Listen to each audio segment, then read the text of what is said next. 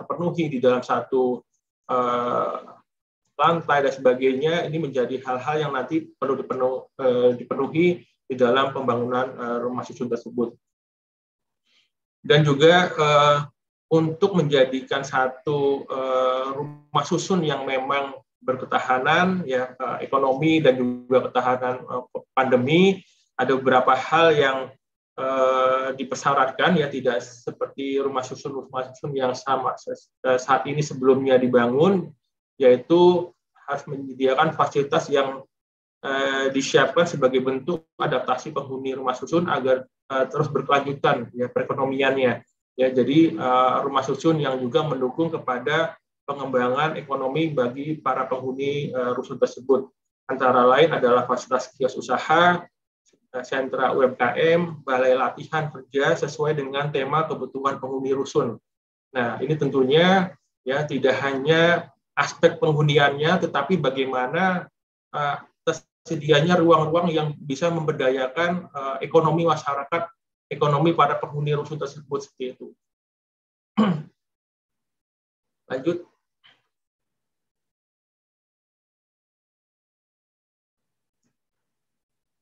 Saya kira cukup ya. Nah, ada beberapa hal yang pengaturannya bahwa pelaku pembangunan wajib menyelesaikan pembangunan rumah susun umum dalam jangka waktu paling lama 16 bulan, ya, terhitung sejak tanggal diterbitkannya persetujuan atas pembangunan bangunan rumah susun umum tersebut untuk memperoleh insentif, ya ini sebagai kendali terkait dengan pemanfaatan insentif yang diberikan oleh pemerintah Provinsi DKI Jakarta. Nah, kemudian juga untuk adanya kepastian untuk terkait dengan pemanfaatan insentif yang diberikan, ya pelaku pembangunan harus sudah membangun ya rumah susun umum berupa hunian vertikal dengan konstruksi sudah terbangun minimal 4 lantai seperti itu. Jadinya baru bisa memanfaatkan tadi insentif tersebut. Sehingga perlu ada realisasi terlebih dahulu, ya sesuai dengan proposal pembangunan rumah susunnya, secara berapa yang nanti akan dibangun, tapi secara fisik itu juga sudah ada realisasi pembangunannya minimal 4 lantai dari sesuai dengan proposal yang disampaikan dan juga mendapatkan penilaian oleh Dinas Perumahan. Selanjutnya pelaku pembangunan yang membangun rumah susun umum melebihi jangka waktu penyelesaian pembangunan rumah susun umum, ya ini dikenakan sanksi, ya ini sebagai pengendalian atas realisasi rumah susun tersebut berupa pencabutan insentif pembangunan rumah susun umum dan pengembalian pemenuhan intensitas melalui penyerahan pengganti. Nah, ini hal-hal yang memang kita kendalikan. Kenapa ini ada mekanisme yang nanti masuk ketika ada hal-hal pembangunan atau realisasi pembangunan rumah susun tersebut tidak terrealisasi sesuai dengan janji atau komitmen yang akan dilaksanakan. Nah, ini adalah sejalan atau untuk atau dalam rangka ya membangkitkan kembali sektor properti, kemudian juga ekonomi perkotaan dan sebagainya pada era pandemi ini, ya sehingga hal ini bisa memberikan satu pertumbuhan ya atau perputaran ekonomi khususnya di DKI Jakarta. Lanjut. Ini bagian alur ya bagaimana nanti pelaku pembangunan ya ini bisa mengajukan satu proses permohonan dengan adanya tahapan-tahapan yang nanti akan melalui tahapan pembahasan dalam ranking BKPRD, apakah proposal yang diajukan tersebut itu memang layak atau dapat diberikan insentif atas satu lokasi yang akan dibangun pada lokasi yang dimohon atau pada lokasi yang memang dimiliki oleh lahan-lahannya oleh Pemprov DKI Jakarta gitu. Nah, kemudian nanti ada persetujuan prinsip yang diterbitkan, kemudian persetujuan bangunan gedung, kemudian juga akan ada monitoring dan evaluasi terkait dengan realisasi pelaksanaannya oleh Dinas Perumahan. Kemudian juga setelah ada realisasi terkait dengan pembangunannya, nanti akan ada proses di BPAD untuk penyerahan atas bangunan rusun tersebut dengan namun dengan terlebih dahulu dilakukan penilaian oleh KJPP. Nah, ini adalah bagan alur yang mungkin nanti dari Pak Zul bisa membantu menjelaskan ya teknisnya seperti apa. Tapi ini adalah satu koordinasi bersama ya, tidak hanya biro ya, tetapi juga ini antara PTSP, kemudian Dinas Perumahan, BPAD, Biro PLH dan lain-lainnya dalam rangka mewujudkan bersama terkait dengan pemenuhan hunian rumah susun bagi penyediaan masyarakat. Saya kira demikian yang dapat saya sampaikan sebagai gambaran atau ruang lingkup ketentuan Pergub 1 tahun 2022 tentang insentif pembangunan rumah susun umum milik tanpa uang muka dan rumah susun umum sewa yang dapat diberikan kepada para pelaku pembangunan yang bergerak di properti di wilayah DKI Jakarta. Demikian. Silakan saya kembalikan ke Mbak Ica.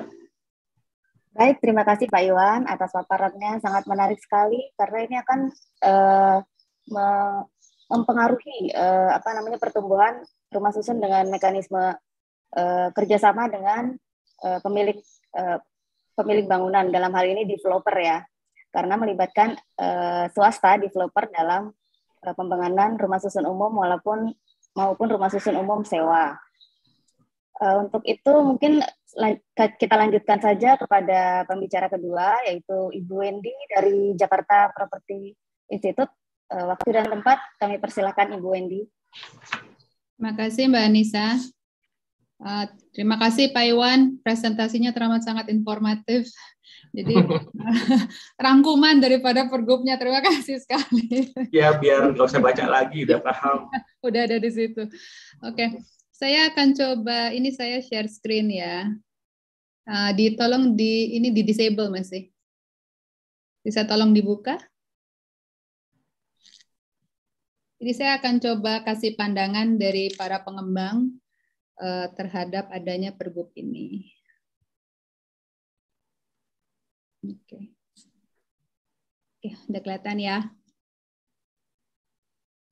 Oke, saya mulai ya. Pertama-tama saya akan mengucapkan terima kasih dulu atas kesempatan kita memberikan opini, input, kesempatan untuk berbicara dalam forum ini. Saya mengetahui mengenai niat membuat pergub ini kira-kira tahun lalu. Waktu itu ada pembicaraan mengenai pembuatan pergub insentif untuk rusun. Nah, yang bikin kita menjadi bergairah untuk membantu ya pada saat itu, karena ini actually addressing a lot of problems yang ada di kota ini. Nah, kalau kotanya punya masalah, ini pelaku usahanya juga mau nggak mau akan punya masalah ya. Jadi secara indirect, kita harus membantu di situ. Nah, saya akan kasih background-nya sedikit. Terus-menerus, kalau saya berbicara masalah vertikalisasi kota, itu selalu dibilangnya kita udah terlalu padat, kita terlalu padat, terlalu padat. Tapi kalau dilihat, sebetulnya Jakarta itu padatnya tuh hanya untuk zona-zona tertentu saja. Jadi ini yang kondisi beberapa tahun yang lalu difoto lewat drone, bentuknya seperti ini gitu. Nah, problemnya juga we are very sprawled. Jadi terlalu melebar dan karena pelebaran ini juga jadinya transportasi akan mahal, perekonomian di tengah kota tidak bisa fully maximize karena the sprawl daripada kota ini sendiri. Nah, ini yang selalu saya coba tunjukkan kepada rekan-rekan saya maupun siapapun yang berminat untuk melihat ini. Kalau densitas kota Manhattan dimasukkan ke dalam peta Jakarta itu cuma akan sepertiga yaitu ya. Lalu densitas Singapura dimasukkan ke dalam peta Jakarta itu juga cuma 1/4. Hong Kong cuma 1/8. Shanghai itu mungkin berapa tuh? mungkin kira-kira. Ini perbandingannya gini, Jakarta kira-kira, mungkin kalau saya salah saya tolong dibetulin ya Pak Iwan. Jakarta kira-kira KLB-nya 2 sekarang ya. Singapura itu on average 4. Hong Kong itu kira-kira 8.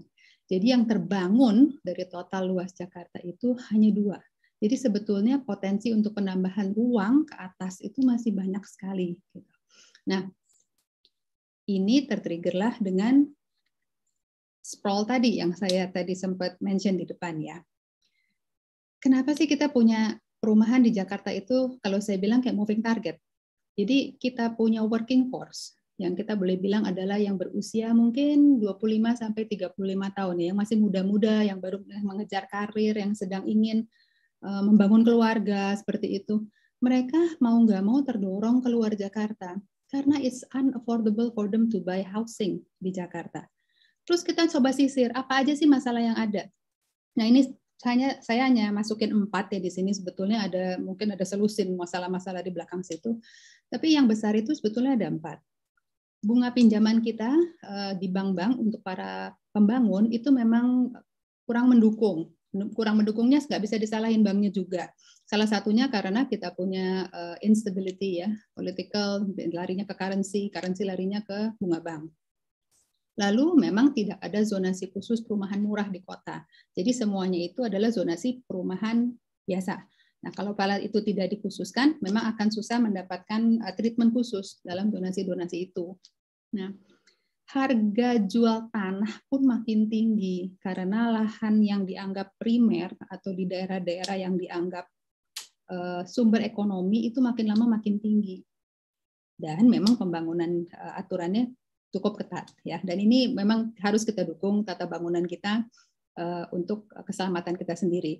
Tapi kalau ini semua dikombinasi dan dengan aspek-aspek lainnya, end result-nya adalah is an affordable housing product. Jadi nggak bisa, tenaga kerja kita tidak mampu membeli rumah di dalam Jakarta.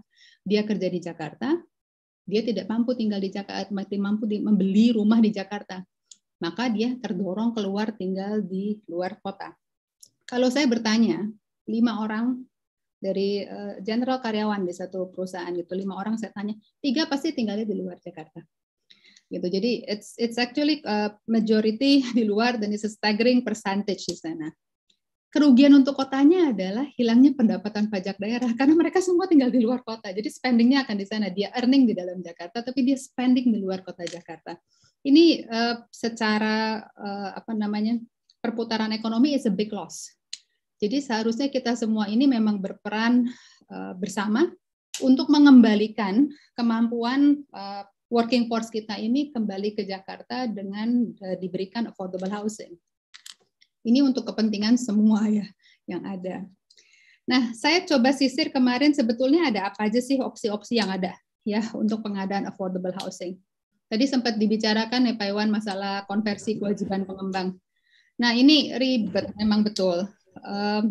Bukan masalah nggak mau, bisa, nggak bisa. Ini prosesnya lumayan panjang, perlu di-value lagi, dan butuh waktu. Ya, cukup untuk penanganannya nanti. Bisa atau tidak bisa, tapi it takes more time untuk kita analisa lagi apa yang lebih baik dalam hal ini. Penataan kampung. Kalau ini secara konsep saya dukung sekali karena ini menjadikan perumahan di perkampungan kota kita ya yang bisa kita vertikalisasi dan juga ini akan mendukung upward mobility. Jadi more or less is a social cross subsidy ya. Jadi mixed income people to live within one area. Nah, kendalanya ada sama, isu sosial, waktu dan biaya yang tinggi. Again, ini nggak instan ya, ini proses, even membuat polisinya aja mungkin udah butuh beberapa tahun. Ya. Yang ketiga itu kita bicara banyak waktu itu dengan Pasar Jaya. Bagaimana kalau kita konversi kewajiban lalu kita bangun di atas pasar-pasar yang ada? Ya, sempat ngobrol lumayan panjang dengan mereka. Kendala-kendalanya ada, sama balik lagi ke yang waktu itu lagi konversi kewajiban juga, gimana cara menyatukan nominal-nominal yang ada, terus gimana nanti eksekusinya. Again, it's a lot of processes untuk sudah ini. But 3 hal ini, jadi yang tadi itu adalah konversi kewajiban biasa, lalu pembangunan di lahan BUMD, dan yang sebelumnya itu, semua itu membutuhkan waktu yang banyak dan thought processes yang panjang. Nah, lalu muncullah Pergub ini. Nah, Pergub ini kalau menurut saya lumayan, it's quite a breakthrough dari apa yang sudah ada, ya. Nah, saya nggak akan mention technicalities-nya lagi karena tadi terima kasih Pak Iwan sudah diselesaikan technicalities-nya daripada Pergub ini sendiri. Tapi dari sisi pengembang kita melihat bahwa kita diberikan kesempatan ini untuk berkontribusi. Ya, seperti yang tadi saya sampaikan sebelumnya, kalau working force kita kan macam-macam ya, jadi tidak hanya dari sisi publik, tapi juga dari sisi private, itu tidak mampu tinggal di Jakarta dan terdorong keluar Jakarta, it's the cost of the business itself yang naik. Jadi mau nggak mau kita harus bantu ini, gimana caranya supaya kita kembalikan mereka ke tengah kota lagi, di tempat-tempat yang mereka mampu belikan atau sewa. Nah, saya rasa Pergub ini sudah memberikan opsi yang teramat sangat banyak. Boleh jual, boleh sewa, boleh di lahan sendiri, boleh di lahan Pemprov. Kita tinggal hitung aja rasionya, ada pilihan-pilihan lagi. Hitungannya sebenarnya teramat sangat straightforward menurut saya. Dihitung formula yang ada di Pergub ini, atau kita hitung di Pergub 210. Nah, Pergub 210 mungkin rekan-rekan juga tahu kalau itu sebetulnya adalah Pergub mengenai kompensasi KLB. Jadi sebelum adanya Pergub nomor 1 ini, para pengembang itu mau nggak mau harus berhitung di Pergub 210. Dia harus bayar berapa kalau dia naikin KLB, menambah ruang sewa. Dan itu nominalnya lumayan tinggi sekali. Jadi kalau dibandingkan dengan Pergub nomor 1 ini merupakan pilihan yang lebih memudahkan mereka untuk eksekusinya. Nah, kendalanya kalau saya lihat hanya satu, adalah nanti diserah terima aja sih biasanya. Jadi kalau sesudah selesai pembangunan, misalnya dikerjakannya itu adalah di lahannya Pemprov, kendala biasanya sebelumnya itu adanya diserah terima. Perbedaan ukuran unit, mechanical, electrical, atau hal-hal yang seperti itu biasanya akan menjadikan serah terima itu lebih tedious, lebih panjang, dan membuat para pengembang itu biasanya jadi, aduh, ini udah selesai 1 tahun, 1,5 tahun nggak kelar-kelar juga. Itu yang seperti itu yang biasanya membuat mereka agak sedikit kurang berminat. Jadi kalau bisa dibantu dari sisi perizinan maupun proses serah terimanya, ini akan menjadi program yang lumayan sukses. Nah, dari kita sebetulnya seperti ini saja presentasinya. Kita melihat ini sebagai langkah yang amat positif, ya, mendorong menjadi pemicu untuk pasokan hunian kembali ke dalam kota dan untuk keberlangsungan sosial. Dan kita harap bantuannya juga untuk percepatan eksekusinya. Oke, dari saya sekian saja. Terima kasih. Terima kasih Bu Wendy, Pak Iwan atas paparannya. Kayaknya saya lihat di kolom chat dan di Google Form sudah banyak sekali pertanyaan yang akan diajukan kepada Pak Iwan maupun Bu Wendy.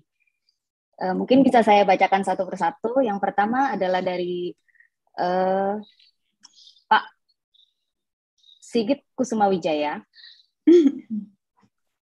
Ini menanyakan apa inovasi untuk rumah susun yang lebih variatif secara desain dan tidak monoton. Apakah ini bisa diterapkan untuk di rumah susun umum? Mungkin nanti minta ditanggapi oleh Pak Iwan.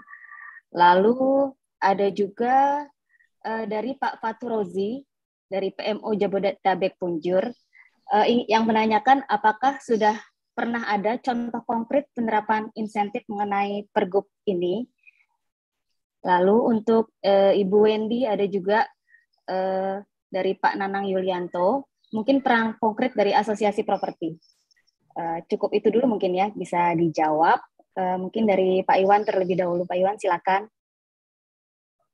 Ya, terkait dengan tadi pertanyaan dari Pak Sigit ya, bentuk desainnya kira-kira seperti apa ya untuk hunian rusunnya. Jadi kita tidak membayangkan hunian rusun atau apartemen yang saat ini sudah terbangun seperti itu. Itu hanya hampir 100% untuk berkehidupan atau seperti itu, hanya untuk living. Nah, tetapi kita melihatnya di sini ya, bagaimana insentif ini juga tidak hanya untuk memenuhi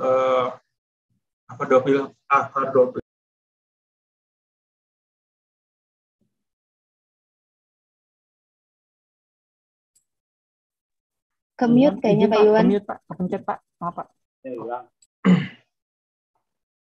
Ya, sorry tadi.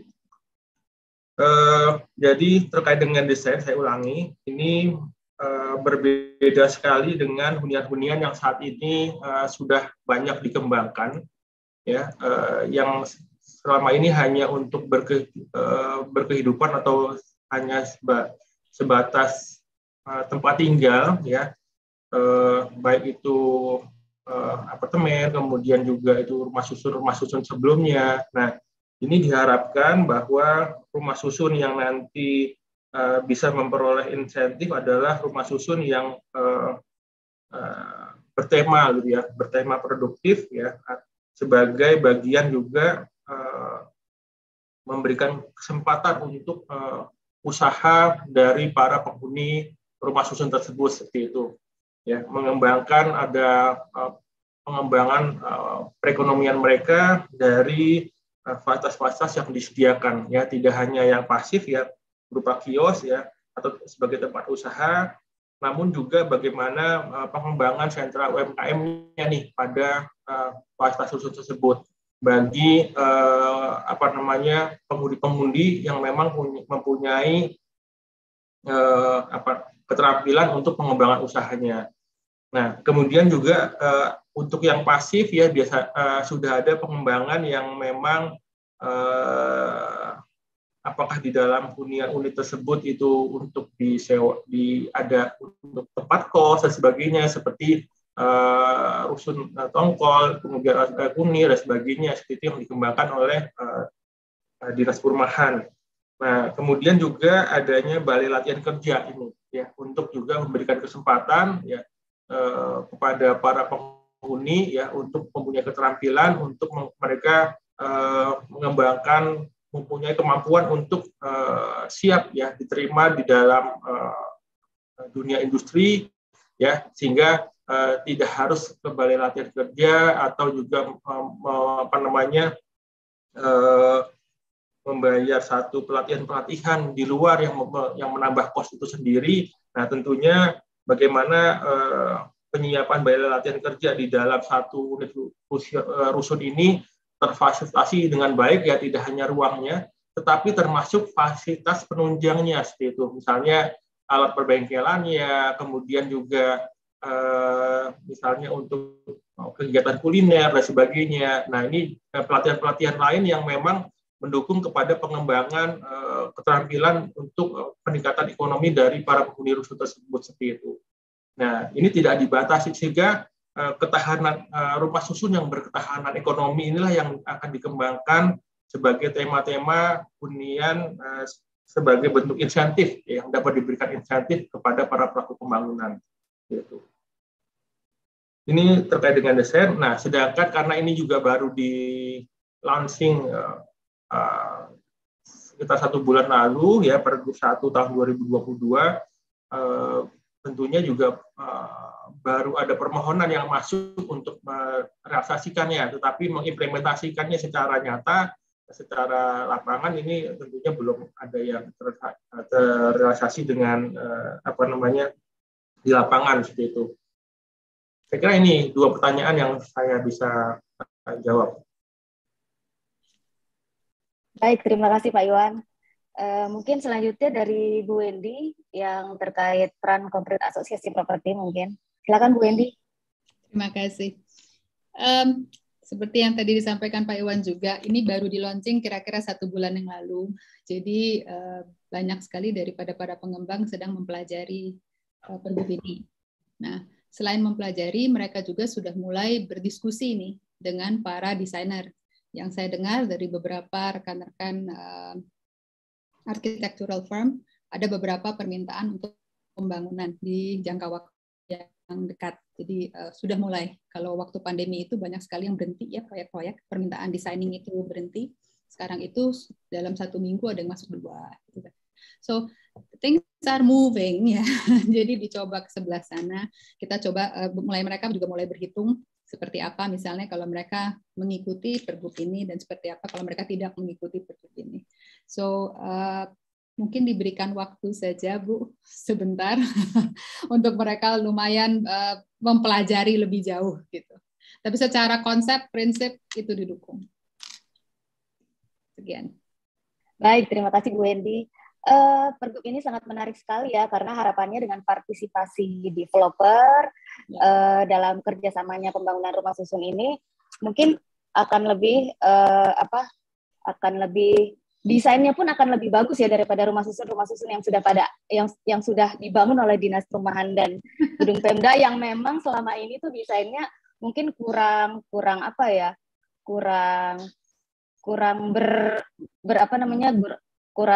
kreatif, atau maksudnya selalu terpaku sama kurang berinovasi dan terpaku sama bentuk-bentuk yang memang sudah ditetapkan gitu. Kalau dengan kolaborasi dengan pihak swasta, harapannya nanti akan lebih baik dan lebih berinovasi, lalu mungkin juga sesuai dengan kebutuhan penggunanya ya, yang zaman sekarang kan kebanyakan mungkin yang baru saja berumah tangga atau yang mencari tempat tinggal yang dekat dengan lokasi tempat kerjanya. Dan harapannya juga dengan program selama ini kan juga banyak yang karena pandemi terus mulailah work from home, mungkin bisa ada rusun-rusun yang rumah susun produktif gitu. Jadi dia bisa bekerja dari rumah dan mendukung pekerjaan work from home itu.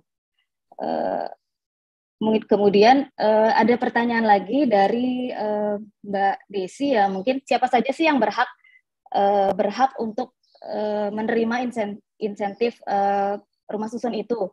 Maksudnya yang berhak menempati mungkin ya, apakah ada kriteria mengenai siapa sih yang berhak untuk mendapatkan daftar untuk di rumah susun umum nanti? Apakah ada kriteria penghasilannya mungkin, atau kriteria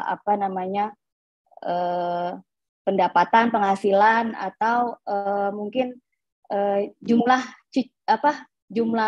harga per meternya mungkin ya ada. Mungkin dari Pak Iwan bisa bantu menjelaskan, lalu dari Bu Wendy juga mungkin bisa bantu menjelaskan. Silakan Pak Iwan dan Bu Wendy. Pak Iwan dulu deh. Boleh Pak Iwan, silakan Pak. Ya, jadi terkait dengan hunian rusunnya ini ya, karena ini ada dua pola ya, pola jual dan juga pola sewa ya. Nah, ini nanti itu bekerja sama dengan BUMD ya.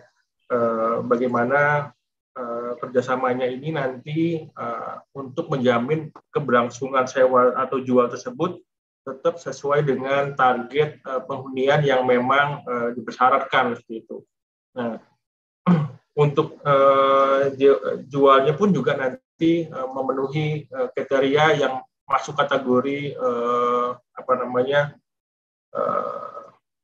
yang dapat diberikan insentif pembangunan, dan di dalam memperoleh hunian-hunian seperti layaknya DP 0 rupiah atau seperti itu ya, di mana harga satuan dasar per meter perseginya memang sudah ditetapkan ya. Nah, ini sehingga keterjangkauan kepada yang lebih luas kepada masyarakat yang saat ini kalau melihat apartemen itu sudah tutup buku lah istilahnya, jadi mungkin sudah tidak menarik bagi karena kemampuannya mereka sudah bisa mengukur diri sendiri, tetapi ketika ini bagian dari insentif pemenuhan pembangunan rumah susun ya, ini mungkin menjadi daya tarik yang lebih banyak diminati oleh masyarakat ya, karena tadi apa yang saya sampaikan ya, ini tidak hanya sebatas kepada fungsi hunian, tetapi untuk fungsi pengembangan ekonomi mereka seperti itu ya, untuk kesempatan ekonomi mereka bisa berkembang ya, karena ada ruang-ruang yang memfasilitasi untuk mereka berusaha dan juga mendapatkan keterampilan yang lebih baik. Nah, yang dimana lokasi-lokasi ini tentunya tidak diperoleh pada lokasi rusun-rusun yang lain seperti itu yang memang dibangun sebelumnya. Nah, inilah yang nilai plus yang diharapkan ya menjadi daya tarik kepada hunian insentif ini ya, tentunya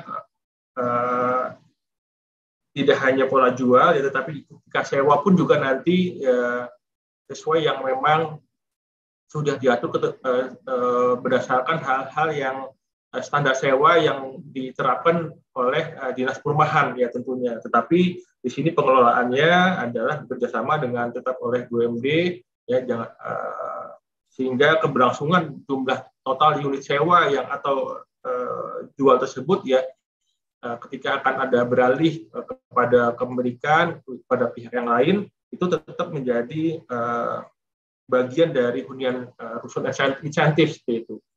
Ya, sehingga ada pengendalian atas penjualannya atau juga pola sewa selanjutnya. Mungkin untuk teknisnya nanti bisa koordinasi dengan dinas perumahan, seperti sudah hadir di sini, atau juga Pak Jul bisa memberikan tanggapan terkait dengan skema jual maupun sewa. Pak Jul bisa memberikan tambahan? Baik, mungkin dari Dinas Teknis atau dari Biro PLH mungkin bisa memberi tambahan terkait penjelasan Pak Iwan Kurniawan. Silakan Pak Zul Fikri, Biro PLH. Iya, ada. Kalau nggak salah ada Pak Eko dulu ya, kayak Pak Eko dari Dinas Perumahan, Pak. Baik. Terima kasih Ibu Nisa. Izin Pak Karo. Ya, silakan Pak Eko. Barangkali menambahkan info tadi apa yang ditanyakan siapa yang berhak di rusun umum ini. Memang sesuai dengan regulasi yang kita miliki, Pak, bahwa rusun sewa ini diperuntukkan kepada masyarakat penghasilan rendah di DKI Jakarta, terutama hanya 2 segmen, Pak. Artinya ada masyarakat yang umum dan masyarakat yang terprogram. Masyarakat yang terprogram adalah masyarakat yang terdampak dari korban bencana alam dan terdampak dari pembangunan penataan perkotaan. Mereka yang tergusur dari hunian-huniannya itu mereka berhak untuk dapat mendapatkan relokasi pada tempat-tempat rusun-rusun sewa yang kita bangun di dinas perumahan. Adapun masyarakat umum ini juga diperkenankan juga untuk menghuni pada rusun-rusun sewa dengan komposisinya masyarakat terprogram adalah 60%, masyarakat umum itu 40%. Nah, itu yang sewa. Untuk yang beli memang dipergunakan kepada MBR juga, masyarakat DKI Jakarta yang memiliki kemampuan daya beli rendah sehingga membutuhkan adanya bantuan subsidi untuk perolehan KPR perumahan gitu. Nah, dibatasi memang mengenai masalah penghasilannya. Untuk yang terprogram sampai dengan 4 juta penghasilan tertingginya kita membatasi penghasilan tertinggi sebagaimana juga diatur oleh Kemen PUPR. Untuk yang umum dibatasi, untuk yang sewa itu sampai 7 juta, tetapi untuk yang kepemilikan beli itu sampai 14,8. Adapun harga jual untuk yang rumah milik ini memang kita mengikuti Kemen PUPR 552 tahun 2016 yang sudah ada perubahan di Kemen PUPR 242 tahun 2019. Di sana setiap wilayah ada besaran besaran dari nilai jual harga rumah per meter persegi. Namun demikian di Pemda DKI Jakarta sudah memiliki juga aturan berkaitan dengan harga jual melalui Pergub 606 tahun 2000, di mana sudah ada peningkatan yang memang disesuaikan dengan kemahalan harga tanah dan kemahalan daripada harga konstruksinya. Kalau dibandingkan dengan Kementerian PUPR memang harganya relatif tidak ada kenaikan. Nah, kita melakukan evaluasi sekitar 2 tahun sekali untuk adanya perubahan harga tersebut. Seperti misalnya paling tinggi harga di Jakarta Pusat adalah 11,7 juta per meter persegi. Untuk Jakarta Timur itu 11,3 juta per meter persegi. Nah, itu barangkali akan memberikan satu opsi kepada rekan-rekan pengembang dalam rangka untuk berminat untuk berkolaborasi dalam program DP 0 rupiah. Demikian juga untuk batasan yang oleh pemerintah pusat hanya dibatasi 8 juta rupiah untuk kepemilikan rumah susun, tetapi di Pemda DKI Jakarta batasan penghasilannya sudah ditingkatkan menjadi 14,8. Barangkali itu sementara yang bisa saya berikan tambahan. Terima kasih Bu Nisa. Terima kasih Pak Eko. Terima kasih Pak Eko. Ya, memang ini Pemprov DKI ada pergubnya sendiri ya Pak ya, karena memang harus disesuaikan dengan kebutuhan masyarakat Pemprov DKI, lalu penghasilan dari masyarakat Pemprov DKI juga berbeda dengan wilayah-wilayah lain mungkin ya. Jadi memang perlu ada pergub lain yang bisa mengakomodir sehingga rumah susun ini bisa laku gitu dan bisa diminati oleh masyarakat umum gitu. Mungkin dari Pak Zul ada mau kasih tambahan tadi Pak Zul jika mau memberikan tambahan. Baik, terima kasih izin Pak Kepala Biro, Mbak Ica. Jadi prinsipnya adalah Pemprov DKI memiliki konsep sebagai suatu kota kolaborasi. Jadi memang saya sebelumnya ucapkan terima kasih Bu Wendy ya sudah mengasistensi dari awal Bu ya. dari beberapa tahun yang lalu, terima kasih Bu Wendy. Bapak Ibu, prinsipnya lah Jakarta butuh kolaborasi dari para pelaku pembangunan.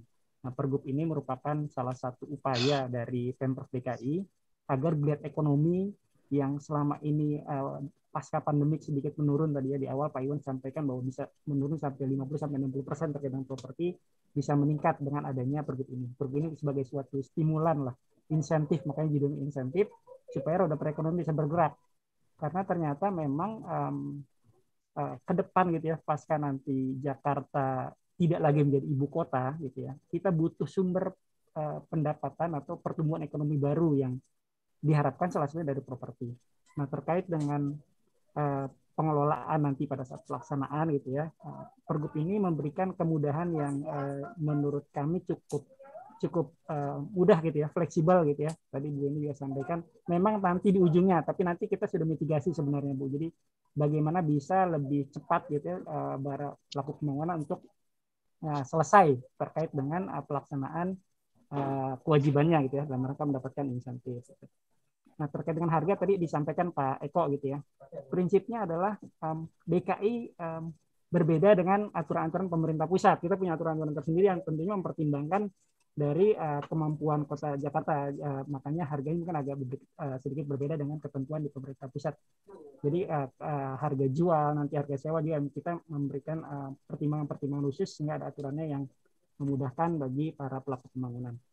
Mungkin terkait nanti mekanisme tahapannya gitu ya, tadi disampaikan di paparan gitu ya. Jadi memang kalau misalkan kalau diserahkan gitu ya, nanti konsepnya adalah tetap di tanah Pemda, maksudnya diserahkan gitu, jadi diserahkan menjadi aset Pemda. Tapi kalau di tanah pelaku pembangunan itu tidak diserahkan dan pelaku pembangunan dapat memanfaatkannya, maksudnya dapat menjual atau dapat melakukan skema sewa. Tapi tetap kita ada badan usaha milik daerah yang bekerja sama dengan para pelaku pembangunan. Ini maksudnya agar tetap sustain ya, maksudnya tetap berlanjut program ini dan mendapatkan terus dukungan dari Pemprov DKI melalui badan usaha kami. Karena itu Pak Iwan, Mbak Ica, terima kasih. Terima kasih Pak. Terima kasih Pak Jul. Memang ini sangat menarik ya. Dan untuk mekanisme pola jual mungkin beberapa pengembang juga tertarik. Mungkin karena mereka bisa menjual, tapi tetap harus di bawah koordinasi dengan BUMD ya supaya terkontrol semuanya terkait harga atau mungkin kesesuaiannya apakah sesuai dengan spek yang telah disetujui pada awal perjanjian kerjasamanya atau dalam bentuk apapun nanti, sehingga harapannya partisipasi dan kolaborasi antara Pemprov DKI dan pengembang akan berjalan dengan baik dan tidak ada salah paham ataupun miskomunikasi tentang konsep dan tujuan dari pembangunan rumah susun umum ini yang intinya agar masyarakat bisa menikmati rumah susun kalau dengan mekanisme jual berarti kan dengan tanpa uang muka ataupun rumah susun sewa tapi dengan desain yang lebih bagus atau lebih berinovasi atau mungkin lebih menarik lokasinya sehingga banyak sekali yang berminat gitu. Terima kasih Pak Jul. Mungkin ada pertanyaan lagi Pak Iwan untuk Pak Iwan nih. Kayaknya banyak nih Pak yang tertarik sama pergub ini. Jadi ada yang bertanya nih, maksud bekerja samanya dengan mekanisme dengan BUMD itu mekanismenya bagaimana? Ini dari Pak Irwan Khalis GHIJ Amarta Karya. Lalu bertanya pula apakah insentif ini bisa digabung dengan Perda 1 tahun 2014 pasal 632 tentang proses perizinannya, lalu apakah ini sama dengan skema Pergub 112 ya? Itu Pak. Mungkin bisa dijawab Pak Iwan, silakan. 112. Pergub 112, Cak. Apa tuh, Cak? Ulang, Cak. Sorry Pak, saya ulang ya pertanyaannya. Apakah insentif ini bisa digabung dengan Perda 1 tahun 2014 pasal 632 tentang rumah susun umum? Kalau iya, bagaimana proses perizinannya? Lalu usulan upaya bisa dibuatkan task force khusus yang bisa bantu proses perizinan. Mungkin ini nanti dari GIC kali ya bisa. Jadi nanti kita kembangkan juga kerjasama dari GIC sebagai apa yang bisa mendorong investasi Jakarta untuk membantu para pengembang dalam mengkomunikasikan pengimplementasian pergub ini dengan para pengembang gitu Pak. Jadi nanti pengembang tidak merasa kesulitan, tidak merasa kebingungan dengan implementasi pergub ini. Mungkin dari pihak GIC nanti bisa bantu untuk mengawal proses perizinan dari masing-masing pengembang. Itu mungkin yang kembali yang ditanyakan tadi adalah mekanisme dengan BUMD-nya dan apakah insentif ini bisa digabung dengan Perda 1 tahun 2014 pasal 632 tentang rumah susun umum. Itu sih Pak. Oke. Ya, jadi sorry Pak Iwan, mungkin itu Pergub 118 kan? 118 kali kok 112. 118. Yang mengenai percepatan perizinan kan? Oh, oke. 118 saya rasa. Sorry. Ya, terkait dengan integrasi pembangunan ya, jadi ketika ada satu lokasi yang ingin memanfaatkan ketentuan khusus pembangunan rumah susun ya sesuai dengan ketentuan Perda 1 tahun 2014, itu adalah batasan KLB dasar yang bisa diberikan atas satu lokasi tersebut seperti itu. Nah, tetapi ketika ada pengembangan KLB yang ingin ditingkatkan kembali karena memang daya dukung atas lokasi tersebut masih dimungkinkan untuk ditingkatkan. Nah, ini ketika tadi batasan-batasan KLB yang didasarkan kepada Perda 1 tersebut dirasa masih belum optimal dan masih ada potensi untuk pengembangan lebih lanjut, ini dapat memanfaatkan insentif ini seperti itu ya untuk penambahan luas lantainya ya yang memang menjadi bagian nanti proporsi yang dapat dimanfaatkan atau dikelola secara sendiri. Nah, penambahan nilai KLB inilah yang tadi ya diimplementasikan dalam penyediaan unit-unit ya rusun yang mendapatkan insentif dari Pergub 1 tahun 2022 ini disediakan secara khusus itu. Apakah pada satu pada lantai yang pada tower atasnya atau pada bagian yang mana, tetapi ada lantai-lantai yang memang sudah didedikasikan sebagai bagian insentif itu sih. Itu harus dipisahkan dengan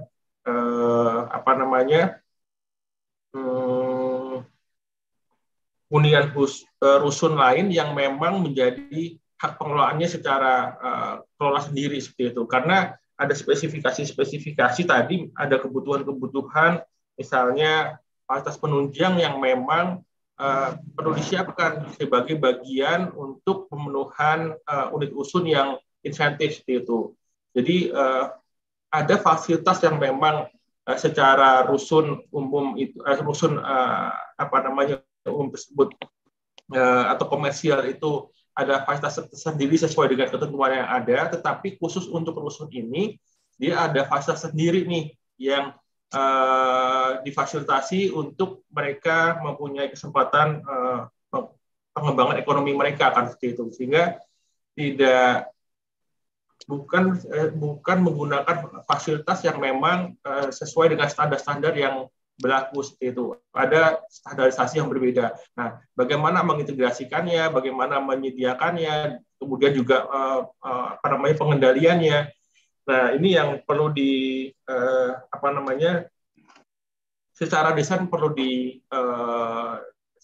dengan baik ya, karena ini nanti akan ada pengelolaan yang dikelola oleh atau dikerjasamakan dengan BUMD ya, sehingga perlu ada zoning yang jelas itu. Mana area yang memang dikelola oleh secara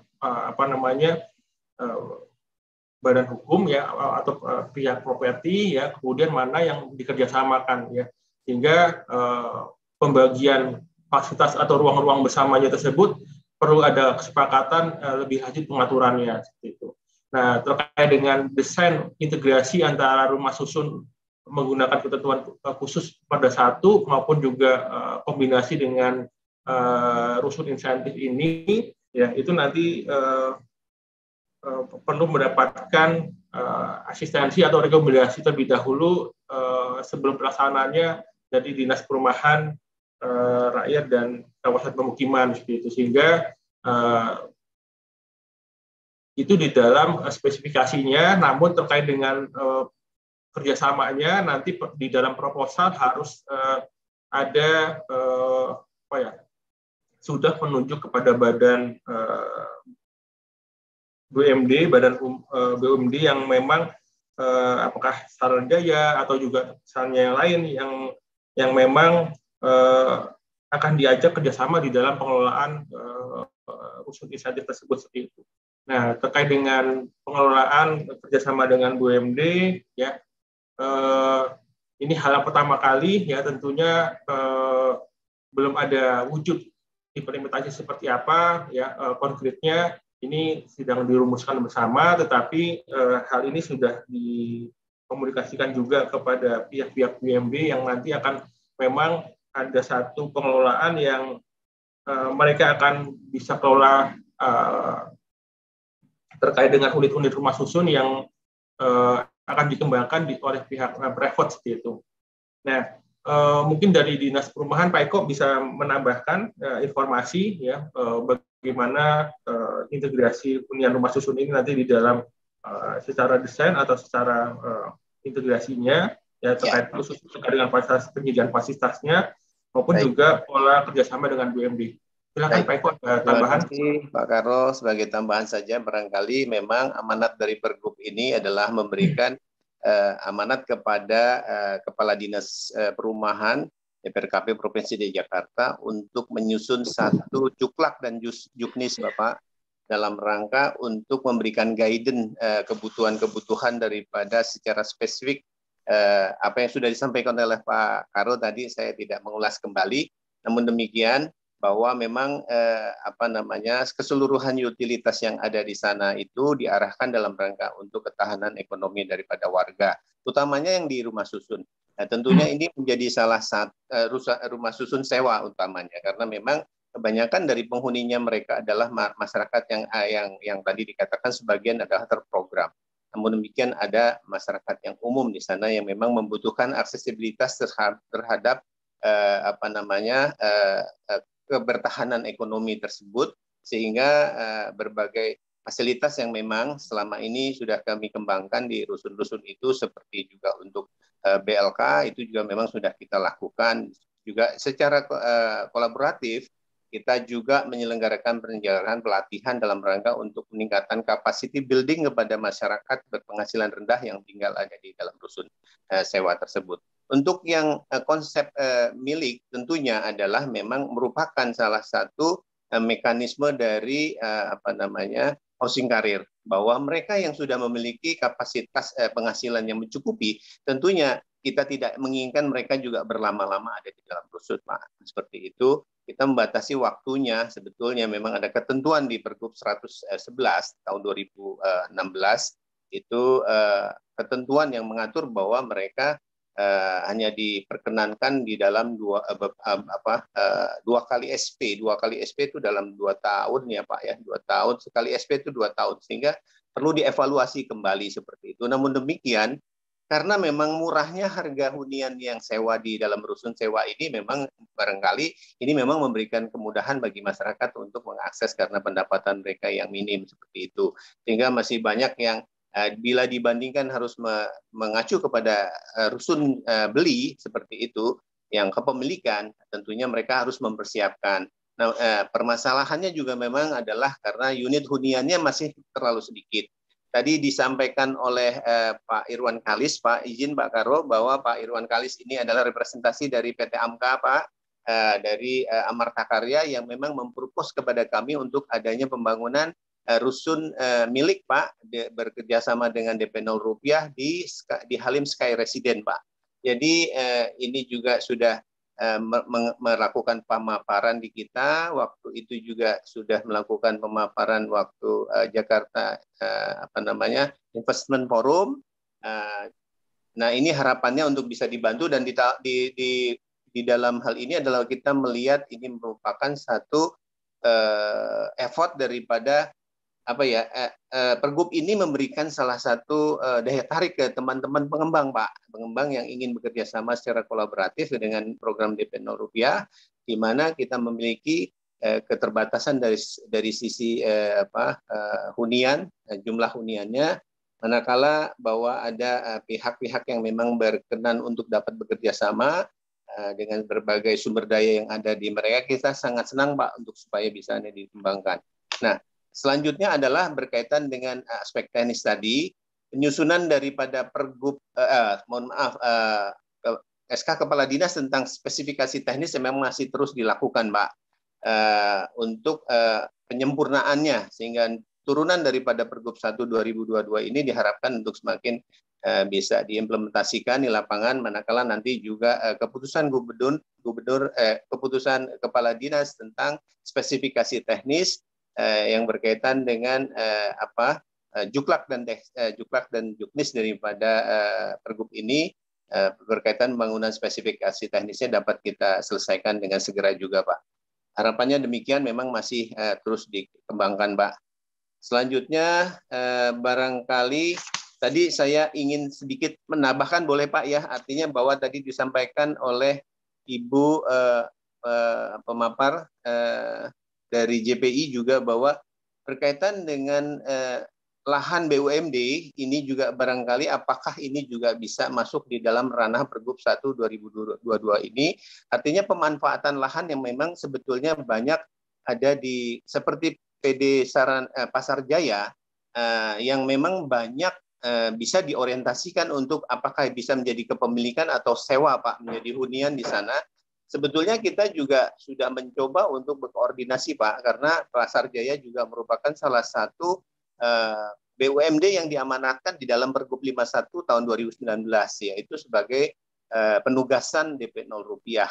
Namun demikian masih ada kendala, Pak, karena status tanahnya banyak masih berstatus hak pakai, sehingga untuk adanya rusun milik yang ada peralihan kepemilikan harus dijual ini agak menyulitkan, Pak. Nah, kemarin kami mendapat informasi dari Direktorat Jenderal Pembiayaan PUPR, Pak, bahwa mereka menginginkan adanya satu pilot project untuk adanya bisa diterbitkannya SKBG, Pak, dengan turunan Undang-Undang Cipta Kerja di PP 13 itu mengamanatkan untuk adanya. Nah, ini sedang dipersiapkan oleh pemerintah pusat, namun sedemikian rupa di Pemda kita belum ada produk-produk turunan, Pak, yang memang bisa menopang karena ada banyak permasalahan. Tentunya kalau tadi lahan mahal di DKI Jakarta, tetapi lahan dimiliki oleh Pemda DKI Jakarta yang bisa dimanfaatkan untuk hunian-hunian sebagai pemanfaatan aset gitu, Pak. Ini sangat memungkinkan yang nanti akan diterbitkannya dengan SKBG. Dalam hal ini kami mendapatkan undangan juga, Pak, untuk adanya diskusi dan FGD yang kami mohon izin kami sudah komunikasikan dengan Kementerian, Pak, PUPR. Mungkin nanti akan melibatkan beberapa SKPD, Pak, untuk adanya diskusi, dan ini juga sudah disampaikan oleh Dirut Perumda Saranajaya, Pak. Mudah-mudahan dengan SKBG juga akan lebih memberikan kesempatan, Pak, pemanfaatan lahan-lahan Pemda yang kurang optimal untuk bisa dilakukan hunian-hunian dengan cara tidak kepemilikan tanah, tetapi cukup merupakan kepemilikan gedung. Permasalahannya memang terhadap jaminan fidusia yang belum cukup firm di lingkup perbankan. Kedua, permasalahan sewa, Pak, sewa lahannya yang berdasarkan berdasarkan Kemendagri 19, Pak, tentang pengelolaan barang daerah itu sewanya 5 tahunan, Pak.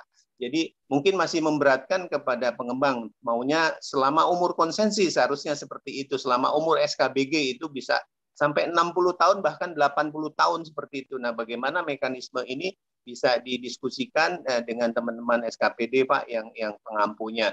Nah, selain daripada itu juga jaminan sewa dan lembaga yang menerbitkan SKBG-nya di pemerintah pusat seharusnya sudah ada yang namanya BP3, Pak, Badan Percepatan Pembangunan Perumahan. Namun di DKI seperti apa? Barangkali akan diberikan kewenangannya kepada setingkat SKPD yang menangani perumahan atau gedung. Ya, Pak. Apabila ini bisa dilakukan, barangkali ini akan menambah ranah dalam pengembangan perumahan di DKI Jakarta. Barangkali itu, Pak, sebenarnya dari saya. Terima kasih. Ya, terima kasih Pak Eko. Ya, jadi berdasarkan peraturan Menteri ya PUPR ya nomor 17 tahun 2021 ini juga sudah terbit bentuk dan tata cara penerbitan sertifikat kepemilikan bangunan gedung satuan rumah susun ya tadi apa yang disampaikan Pak Eko ya. Mudah-mudahan ini bisa menjadi satu landasan hukum ya terkait dengan permasalahan penerbitan hunian sarusun yang sebelumnya menjadi terkendala itu. Ya. Terima kasih Pak Eko. Selanjutnya. Sama. Ya, baik, terima kasih Pak Eko, Pak Iwan. Ini mungkin memang sangat menarik sekali ya. Ada dua model ya. Ada model dengan skema pola jual dan skema pola sewa. Mungkin dari pengembang juga lagi mikir nih sebenarnya kalau dari sisi pengembang itu sebenarnya lebih mudah mana ya? Pola jual atau pola sewa? Lebih menguntungkan mana ya? Pola jual atau pola sewa? Nah, mungkin detail dari skema itu yang harus dijelaskan nanti melalui SK Kepala Dinas ya Pak Eko. Pak Eko nanti mungkin supaya pihak pengembang itu bisa lebih menimbang mana kurang lebihnya gitu. Kemudian ada yang raise hand juga dari Pak Taufik ya, Gapura Prima, mungkin ada yang bisa ditanyakan langsung. Pak Taufik, silahkan. Baik, terima kasih. Selamat siang Bapak Ibu semua, Pak Iwan Kalis, Bu Levi dan yang lain. Kalau bagi kami ini terus terang sangat mengejutkan dan bikin shock, Bu.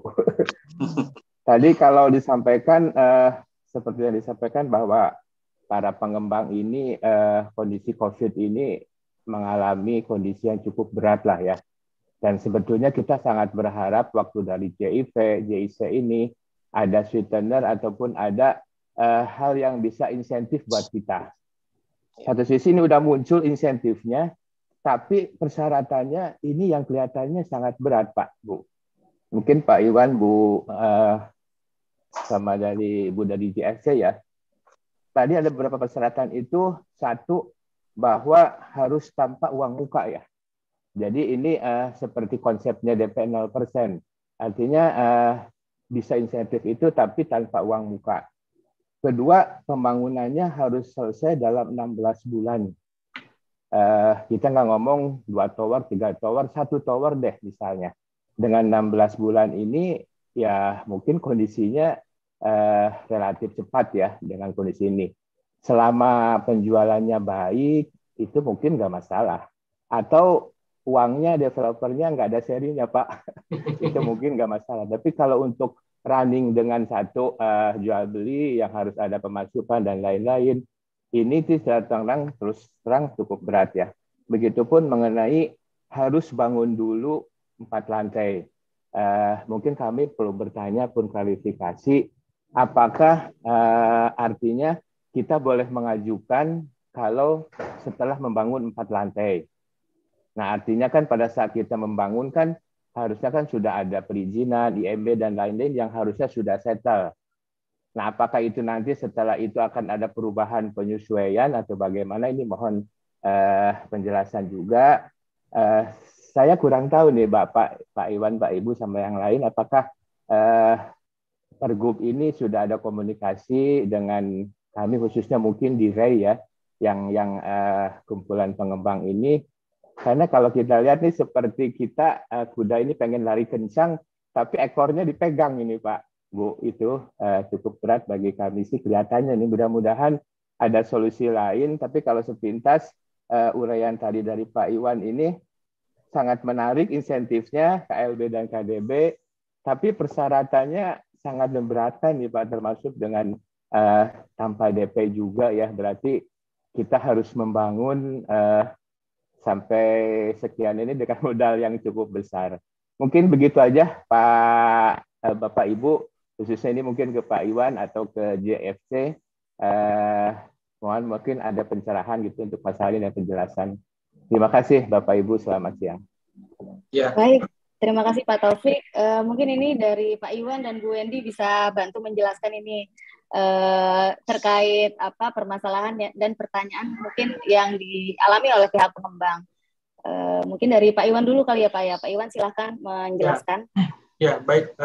Terima kasih Pak Taufik. Saya coba jawab ya. Mudah-mudahan ini bisa memberikan input masukan ya, penjelasan ya terkait dengan bagaimana implementasi dari Pergub 1 tahun 2022 tersebut seperti itu. Nah, pembangunan lahan itu kan tentunya juga atau pembangunan lahan tentunya ada intensitas dasar yang sudah dimiliki lah kata seperti itu kan Pak ya.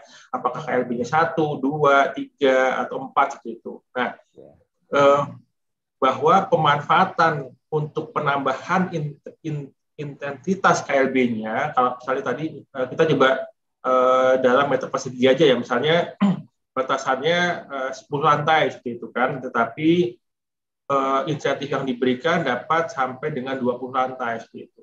Nah, 11 lantai, lantai 11 sampai dengan lantai 20 ya, lantai insentif yang nanti akan diperoleh ya, itu baru bisa dimanfaatkan ya manakala tadi memang hunian rusunnya tersebut sudah ada progres pembangunan nih ya, minimal 4 lantai gitu kan, kemudian juga paling lama untuk penyelesaian seluruhnya selama 16 bulan seperti itu. Nah, tentunya kalau dibandingkan rasio 1:2 atau 1:3, tentunya bisa lebih cepat pembangunan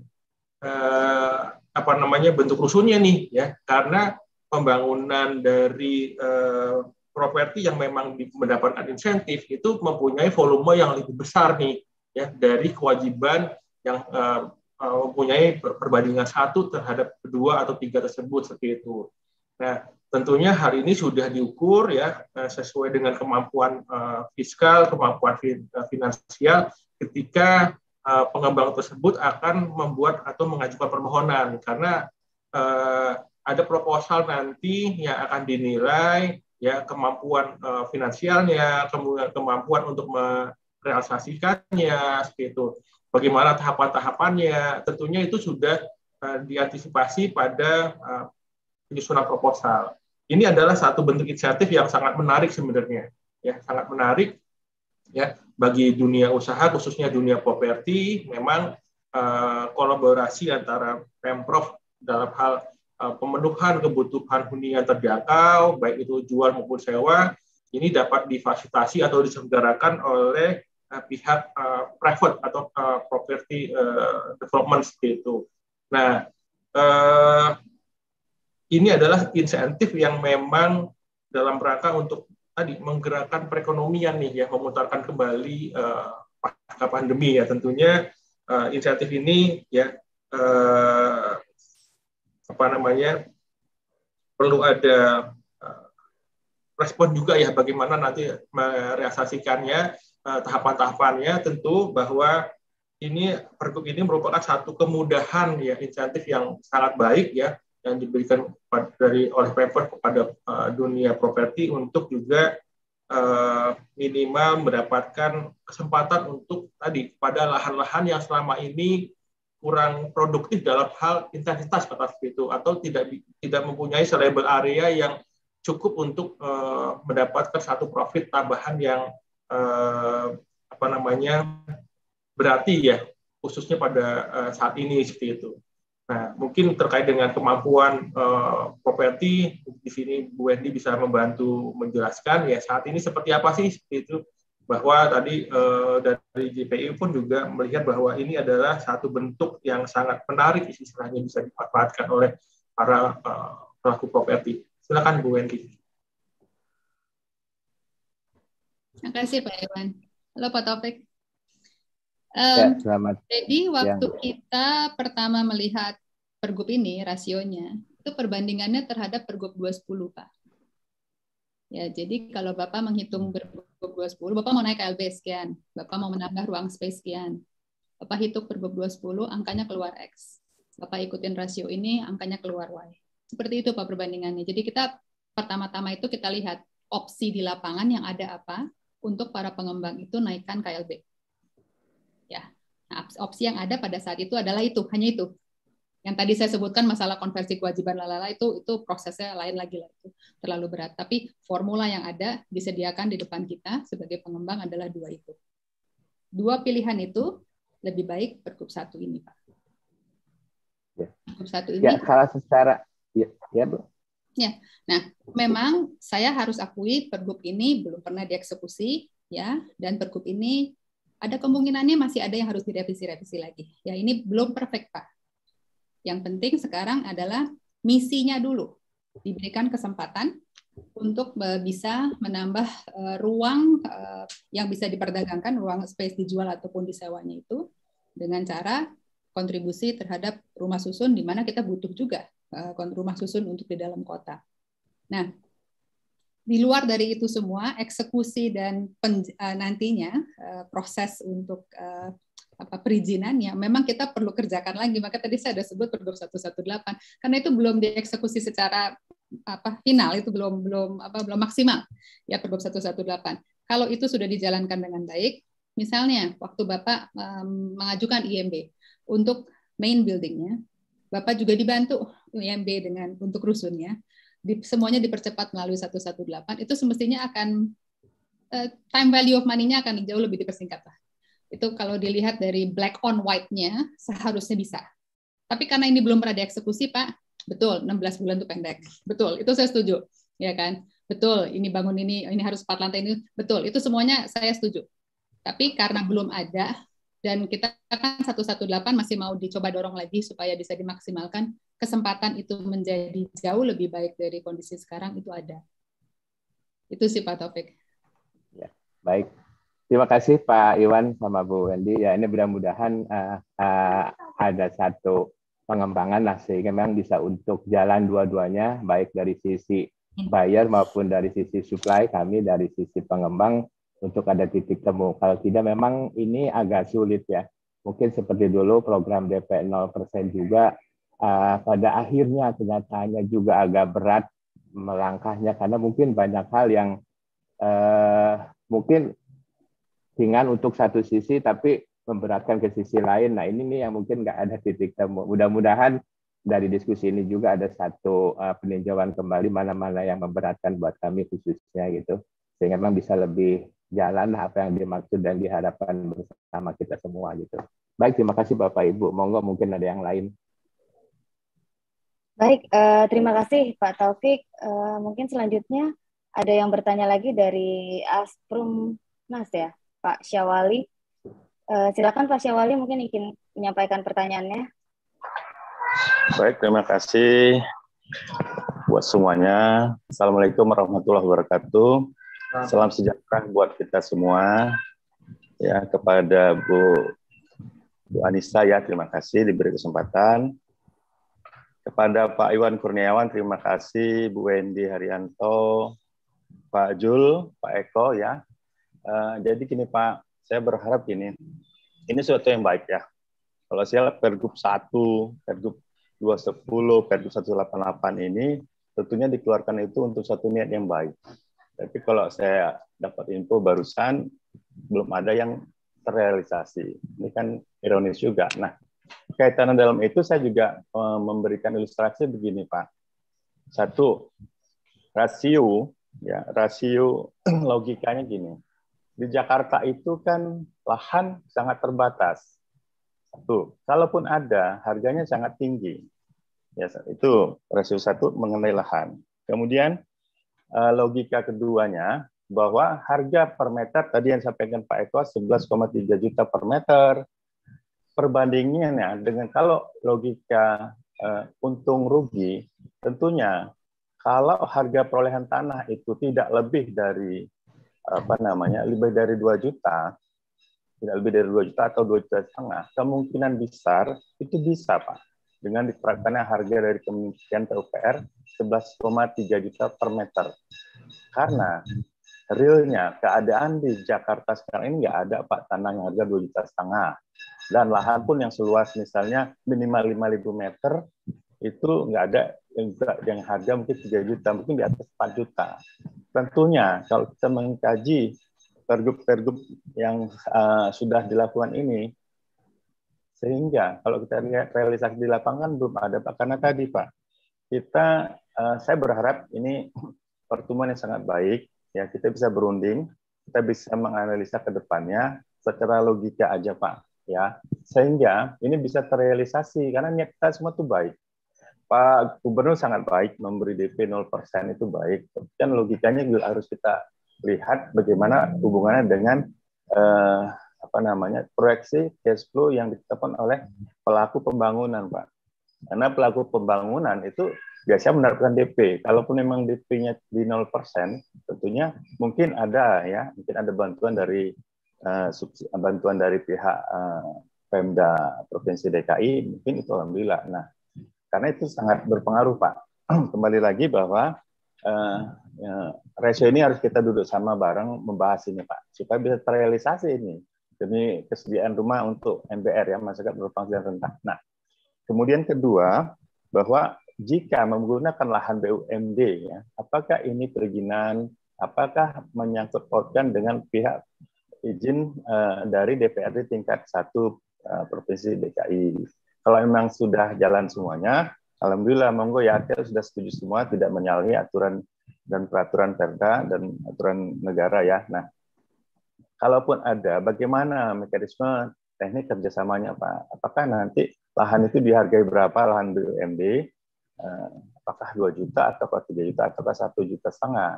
Sehingga analisa proyeksi cash flow dari pelaku pembangunan ini bisa Pak, bisa ketahuan untung ruginya berapa. Nah, kalau BUMD ini tidak menetapkan harga, tentunya kan agak sulit kami untuk menghitung analisanya Pak, untung rugi atau cash flow-nya. Nah, kembali lagi harapannya pertanyaan kedua itu berapa sih harga BUMD yang telah ditetapkan nantinya?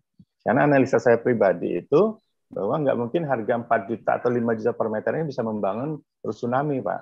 Satu rusunami yang milik, apalagi sewa. Tentunya ini pengembang pelaku pembangunan ini akan tidak memilih yang namanya sewa Pak. Karena ini prestasinya sangat cukup besar, pengembaliannya itu mungkin 10% 10 tahun baru break-even point Pak. Itu kira-kira teman-teman semuanya, saya berharap ini suatu yang baik ya, terobosan dari Pak Gubernur. Ini suatu luar biasa ya. Itu aja dari saya Pak. Terima kasih. Assalamualaikum warahmatullahi wabarakatuh. Waalaikumsalam warahmatullahi wabarakatuh. Ya, terima kasih Pak Syawali. Memang bisa disampaikan sampai dengan saat ini memang belum ada yang terrealisasi untuk pembangunannya, tapi untuk permohonannya sudah ada beberapa Pak, karena memang pergub ini baru sekali diterbitkan di awal tahun ini, di bulan Januari atau Februari begitu ya Pak Iwan ya. Jadi memang untuk realisasi pembangunan proyeknya memang belum ada, tetapi kalau untuk permohonan untuk menggunakan insentif Pergub 1 tahun 2022 ini sudah beberapa yang masuk. Mungkin informasi yang bisa kami sampaikan seperti itu. Untuk selanjutnya Pak Iwan mungkin mau menambahkan Pak. Baik, jadi ini kan ada 2 kategori lokasi di mana sih akan dibangun ya. Pertama, apabila lokasinya di lahan Pemprov ya, yang misalnya dimiliki oleh dinas perumahan seperti itu. Tentunya tidak mempertimbangkan harga tanah gitu. Ya. Di sini hanya pihak pengembang atau pihak yang mendapatkan insentif hanya membangun konstruksi rusun tersebut seperti itu. Tidak mempertimbangkan harga tanah. Nah, kemudian terkait dengan apabila maaf saya interupsi langsung. Jadi pembagian keuntungannya langsung berdasarkan profit sharing persentase gitu ya Pak ya. Gini, misalnya pihak Perumnas katakan situ ya punya lahan 1 hektar katakan ini yang BUMD punya Pak, yang milik BUMD Pak, yang tidak dibayar dihargain tanahnya itu, cuman pembagian keuntungannya profit sharingnya itu bagaimana Pak? Ya ini kategorinya masih lahan-lahan Pemprov Pak. lahan Pemprov ini adalah lahan SKPD, bukan lahan BUMD. Oke, SKPD ya. Ya, lahan-lahan SKPD ya. Dalam hal ini karena ini untuk kegiatannya untuk perumahan, tentunya lahan-lahan yang dimiliki oleh Dinas Perumahan yang perolehannya apakah dengan mekanisme pembebasan atau pengadaan lahan atau mekanisme juga ada perolehan dengan bentuk lain kata seperti itu. Nah, sehingga komponen biaya tanah itu menjadi tidak masuk di dalam perhitungan pembangunannya tersebut. Jadi hanya konstruksi rusunnya, ya, konstruksi rusun. Nah, ini tentunya tidak mempertimbangkan komponen biaya tanah tersebut. Nah, apabila pembangunannya di lokasi yang akan bersama-sama dikembangkan sebagai pembangunan properti, apakah itu perkantoran, kemudian juga untuk apartemen, itu menyatu tuh dengan lahan yang memang akan dikembangkan. Itu. Nah, apakah tadi pembangunannya pada tower yang sama, tapi dengan zoning lantai yang berbeda? Nah, itu dimungkinkan sehingga memang itu menjadi satu kesatuan dengan pengembangan properti yang ada seperti itu. Tidak dibangun secara terpisah, tetapi bagaimana nanti pengendaliannya ketika itu dikerjasamakan, ada pengendalian terkait dengan pemanfaatannya ketika itu dioperasionalkan dengan skema kerjasama dengan BUMD kata seperti itu. Nah, ini yang perlu ada pengaturan atau desain-desain yang memang bisa memberikan satu pengaturan lebih lanjut ya seperti itu. Nah, bukan gini, insentifnya seperti Bapak punya lahan ya, kemudian lahannya kosong, kemudian itu komponen biaya itu sepenuhnya melekat kepada harga tanah tersebut, karena harga tanah tersebut adalah bagian dari pengembangan properti yang memang dikembangkan, apakah itu untuk apartemen, apakah untuk perkantoran, kemudian juga untuk perdagangan dan lain-lain. Saya kira ini yang menarik, Pak. Jadi memang hanya pengembangan secara konstruksinya, Pak, konstruksi rusun. Apakah di lahan Pemprov, apakah di lahan milik pihak ketiga tersebut atau milik pemohon. Saya kira demikian, Pak. Terima kasih, Pak. Maksud saya gini, Pak. Kalau milik pemohon, kita tadi ada rasio logika yang saya ingin sampaikan. Di Jakarta ini kan lahan untuk harga 4 juta, itu susah sekali nyarinya, Pak. Nah, kalau dengan harga perolehan tanah 4 juta atau 5 juta, tidak memungkinkan kita untuk membuat rusunami, Pak. Kalau apartemen komersial kemungkinan bisa banget, untung banyak. Nah, itu Pak pertanyaannya. Kesulitan ini yang harus kita cari solusinya, Pak. Sehingga Pergub nomor 1 ini sangat luar biasa bagusnya, agar bisa terrealisasi, Pak. Jadi kita bisa membandingkan gimana sih logikanya pihak pelaku pembangunan ini bisa membangun, misalnya ditargetkan untuk pembangunan tahun depan, tahun sekian akan dibangun. Itu cuma target, tapi realisasi tidak akan tercapai jika pihak-pihak yang berkepentingan itu tidak membantu, dan nggak juga mungkin membantu karena memang itu di luar konteks pelaksanaan peraturan daerah ataupun pusat ya. Karena maksud saya gini, Pak, logika lahan ini, Pak, nggak ada lahan di Jakarta yang harganya di bawah 3 juta. Sehingga kalau kita membuat rusunami nggak akan bisa itu. Gimana solusinya gitu loh, Pak? Atau begini, atau ya mungkin ya ini kan kita untuk bangsa dan negara nih, Pak, untuk masyarakat. Gimana kalau permohonan perluasan untuk ke Bekasi atau ke Tangerang yang masih ada lahan untuk gimana caranya, atau kan harus perluasan wilayah DKI diusulkan ke pemerintah pusat atau hal lain gitu loh, Pak, maksud saya, Pak, supaya ada solusi gitu loh, Pak. Kalau kita cuma jadi gini, Pak Sawali ya, jadi lahan yang di lokasi pemohon itu bukan lahan yang dipisahkan, Pak. Jadi bukan lahan yang dipisahkan dengan pengembangan propertinya. Jadi ada satu lahan, katakanlah luasnya 1 hektar gitu kan, katakanlah itu pemohon ingin membangun ada perkantoran, ada apartemen di sana gitu kan. Misalnya rata-rata dia RB yang bisa diperoleh bisa 10 lantai katakanlah itu. Nah, dia ingin membangun 20 lantai. Nah, 20 lantai sebagai bentuk insentif yang diperoleh, kemudian lantai tambahannya ya katakan kalau proporsi 3 atau 4 lantai itu yang pada menyatu dengan bangunan utamanya, Pak. Seperti itu. Iya, Pak. Maaf, saya interupsi lagi, Pak. Kalau ini saya paham, Pak. Maksud saya kita kan bicara ini affordable ya, Pak ya. Affordable ini kan untuk rumah subsidi, Pak, kita bicara tsunami. Tidak terkait dengan apartemen ataupun perkantoran gitu loh, Pak. Itu yang rasio logika saya ingin kita bahas di situ, Pak.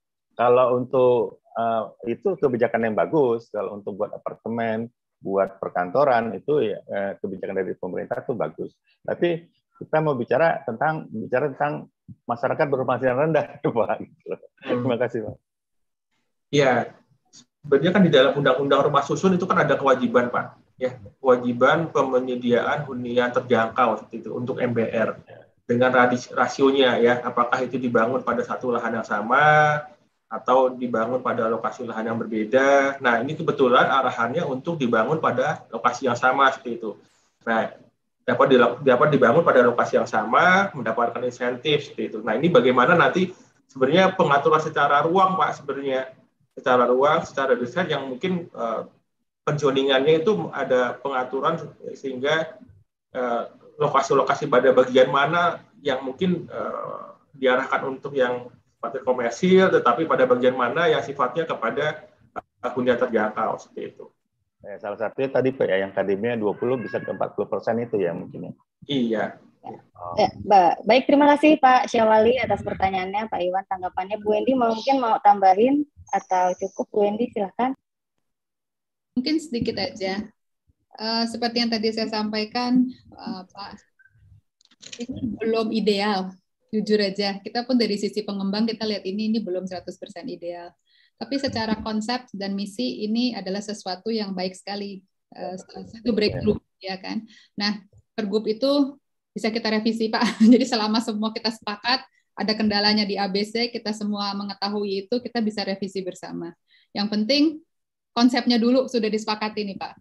Nah, nanti eksekusi di lapangan memang pasti ada sandungan-sandungannya. Nah, itu nanti kita juga butuh bantuan masukan dari Bapak lagi. Siap, bagus sekali nih Bu. Buat MBR Bu, buat kebutuhan rumah yang belum punya rumah itu kemudian kerjasama. Pemikiran kita akan curahkan ke itu Bu. Kita juga nggak masalah itu Bu, nggak membuat satu hal yang sangat polemik, tapi kita ingin sebenarnya duduk bareng mencari solusi ini Bu, itu Bu. Sehingga dengan logika, kalau dengan rencana tidak masuk logika kan agak nggak terrealisasi terus gitu. Bu Wendy, terima kasih, bagus banget nih peraturan ini sangat menyenangkan, membahagiakan kami nih sebagai pelaku pembangunan gitu. Baik, terima kasih Pak Syawali. Ini mungkin ada pertanyaan terakhir ya Pak Iwan dari Pak Henrico dari Perumda Pembangunan Saranajaya.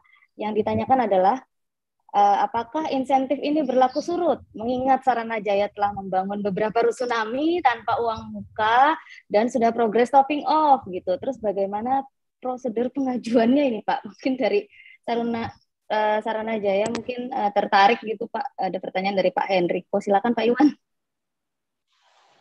Ya, ini kan sebenarnya untuk recovery, pemulihan pasca COVID ya sebenarnya dalam rangka untuk menggerakkan ekonomi ya. Apabila tadi lahan yang memang sudah dibangun ya memang dirasa masih mempunyai daya dukung secara lahan maupun juga secara bangunan itu untuk bisa ditambahkan KLB-nya ya. Nah, itu bisa dimohonkan kembali ya, tapi bukan bangunan existing yang sudah terbangun seperti itu. Karena ini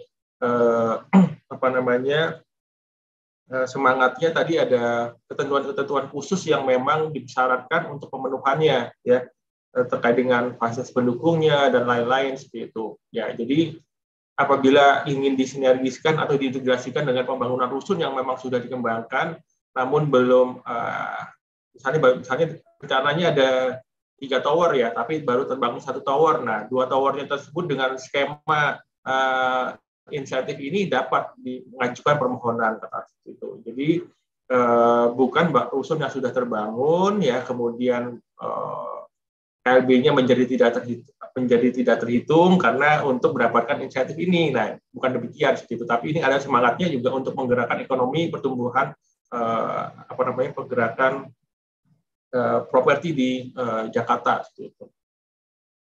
Baik, terima kasih Pak Iwan. Bu Wendy mungkin mau nambahkan nih terkait apakah pergub ini cukup menarik minat dari pihak developer gitu. Lalu mungkin karena waktunya juga udah habis ya Bu Wendy, mungkin sekalian closing statement dari Bu Wendy gitu saya mohon. Terima kasih Bu Wendy, silakan. Kami dari Jakarta Property Institute selalu berterima kasih terhadap gebrakan-gebrakan baru yang akan membantu perekonomian Jakarta. Karena bagaimanapun juga kita masyarakat dan kita akan menikmati ataupun ikut juga tidak menikmati apa yang terjadi di kota. Jadi kita harus bersama-sama membangunnya. Nah, saya rasa pergub ini seperti tadi saya sampaikan sebelumnya belum 100% perfect. Pasti nanti akan ada banyak kendalanya. Menurut saya itu memang proses, jadi memang harus kita jalankan. Yang penting secara konsep semua sudah menerima. Ini adalah sesuatu yang dibuka menjadi kesempatan dan opsi bagi pengembang dan bagi publik juga untuk bisa memiliki rumah di dalam Jakarta. Nah, proses ke depannya saya harap jadi lebih di-refine ya. Jadi sama seperti kita ngerjain percepatan perizinan itu loh Pak, makin lama kita refine, kita tipisin lagi gitu. Memang ada prosesnya Mbak. So ya kita sama-sama aja kita kerjakan supaya bisa lebih baik. Itu sekian dari saya. Baik, terima kasih Bu Wendy. Mungkin dari Pak Iwan juga mau kasih closing statement. Pak Iwan, silakan. Ya, terima kasih Mbak Ica. Ini adalah pergub insentif yang sangat menarik ya. Bagaimana peran Jakarta sebagai kota kolaborasi ini ingin kolaborasi dengan pihak pengembang, para pengembang properti, ya developer properti untuk juga bersama-sama ya memenuhi kebutuhan atas hunian terjangkau, gitu. Baik itu yang jual maupun yang sewa, sehingga kesempatan masyarakat untuk mendapatkan pilihan alternatif yang sangat beragam dan sangat banyak ini dapat juga dirasakan ya tidak hanya pada masyarakat tertentu, tetapi juga untuk masyarakat yang lebih luas. Harapannya ini ada sinergis penataan yang kita coba harapkan ya pada kawasan-kawasan pemukiman ya, ada program-program penataan kampung yang juga berjalan. Nah, juga ada pemenuhan hunian terjangkau yang tidak hanya diselenggarakan oleh pemerintah, tetapi bagaimana peran swasta sebagai bagian kolaborasi antara Pemprov dengan pihak private ini dapat berjalan dengan baik untuk memenuhi kebutuhan ruang atau unit hunian terjangkau bagi masyarakat yang lebih luas, khususnya masyarakat Jakarta. Demikian Mbak Ica. Baik, terima kasih Pak Iwan. Kayaknya masih banyak nih pertanyaan yang belum bisa kami tanggapi dari di kolom chat maupun di kolom Google Form ya. Mungkin nanti jawabannya akan dijapri ke masing-masing email oleh pihak GIC. Karena waktu sudah habis juga waktunya nih, harusnya jam 11, sudah lewat 4 menit. Terima kasih atas kehadiran Bapak Ibu semua dalam GIC kali ini, GIC Talk kali ini.